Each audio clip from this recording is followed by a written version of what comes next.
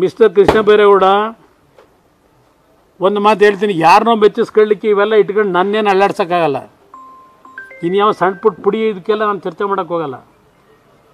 ಏನೇನು ಮಾಡಿದಿರಿ ಕಂದಾಯ ಇಲಾಖೆಯಲ್ಲಿ ಹೊರಗಡೆ ಬರ್ತವೆ. ಏನು ಮಹಾ ಹರಿಶ್ಚಂದ್ರ ಪ್ರಾಮಾಣಿಕ, ಇದ್ಯಾವುದನ್ನೋ ಇಟ್ಕೊಂಡು ಸಾತ್ತಿರೋದು ಇದು.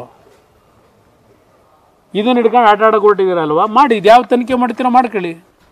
ರಾಕೇಶ್ ಸಿಂಗು ನನಗೂ ಸಂಬಂಧ ಏನು? ಎಲ್ಲಿ ಬರೆದವ್ರೆ? ಇವತ್ತು ಸರ್ಕ್ಯುಲೇಟ್ ಮಾಡ್ತಾ ಇದ್ದಾರೆ. ಓ, ಅಲ್ಲಿ ರೇರಾ ಕೊಟ್ಟಿರೋದಕ್ಕೆ, ರೇರಾ ಚೇರ್ಮನ್ ಮಾಡಿರೋದಕ್ಕೆ ಅವರು ಬಳುವಳಿ ಕೊಟ್ಟಿರೋದು ಅವ್ರಿಗೆ ಸರ್ಕಾರಕ್ಕೆ. ರಾಕೇಶ್ ಸಿಂಗು ಅದಕ್ಕೆ ಕೊಟ್ಟವ್ರು, ಹೇಳಿಕೆ ಕೊಟ್ಟರು. ಮುಖ್ಯಮಂತ್ರಿಗಳು ನಮಗೆ ಒಂದು ನಿಮಿಷ, ನಾನು ಮಾಡಲಿಕ್ಕೆ ಹೇಳಿರ್ತಕ್ಕಂಥ ಯಾವ ಮಾಹಿತಿ ಇದೆ, ಯಾವ ಸಾಕ್ಷಿ ಇಟ್ಕೊಂಡಿದ್ದಾರೆ ರಾಕೇಶ್ ಸಿಂಗು ಕೇಳ್ತೀನಿ. ರಾಕೇಶ್ ಸಿಂಗ್ ಹೆಸರು ಹೇಳಿದ್ರು ಅವರು, ರಾಕೇಶ್ ಸಿಂಗ್ ಹೆಸರು ಹೇಳಿದರೆ ರಾಕೇಶ್ ಸಿಂಗಿಗೂ ಪ್ರಶ್ನೆ ಮಾಡ್ತೀನಿ. ನಾನು ಯಾವ ಸಂದರ್ಭದಲ್ಲಿ ಡಿನೋಟಿಫೈ ಮಾಡು ಅಂತ ಹೇಳಿದ್ದೇನೆ? ಇಲ್ಲ, ನಿಮ್ಮ ಕಡತದಲ್ಲೇ ಇದೆಯಲ್ಲ, ನೀವು ಮಾಡಿರೋ ರಿಲೀಸ್ ಇದು, ನಂದಲ್ಲ ಇದು. ನಾನು ಯಡಿಯೂರಪ್ಪನವರು ಆ ಸಂದರ್ಭದಲ್ಲಿ ನಮ್ಮ ಹೋರಾಟ ಆಗಿತ್ತು. ಅವರ ಹೋರಾಟ ಯಾವ ರೀತಿ ಇತ್ತು ಅನ್ನೋದು ಗೊತ್ತಿದೆ ನಿಮಗೆ. ಯಡಿಯೂರಪ್ಪನವ್ರು ನನಗೋಸ್ಕರ ಮಾಡ್ಕೊಡೋಕ್ಕೆ ಸಾಧ್ಯವಾ?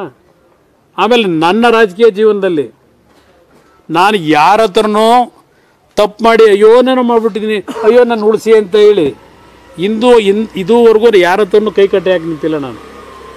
ನಾನು 100 ಬಾರಿ ಹೇಳಿದ್ದೇನೆ, ಯಾವುದಾದ್ರೂ ಒಂದು ಸಣ್ಣ ತಪ್ಪನ್ನು ನನ್ನ ಅಧಿಕಾರ ಅವಧಿ ಮಿಸ್ಯೂಸ್ ಮಾಡ್ಕೊಂಡು ಮಾಡಿರ್ತಕ್ಕಂಥದ್ದು ಹೊರಗಡೆ ಬಂದರೆ, 2 ಬಾರಿ ಮುಖ್ಯಮಂತ್ರಿಯಾಗಿ 5 ಸೆಕೆಂಡು ರಾಜಕಾರಣದಲ್ಲಿ ಇರಲ್ಲ ನಾನು. ಈ ಥರ ಅಯ್ಯೋ ಸಂಗೊಳ್ಳಿ ರಾಯಣ್ಣನ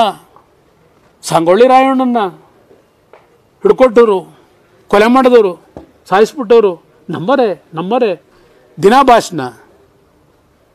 ಅದೇ ರೀತಿ ಈಗ ನನ್ನ ಮೇಲೂ ನಮ್ಮ ಹಿತಶತ್ರುಗಳಂತ ಸ್ವಪಕ್ಷೀಯ.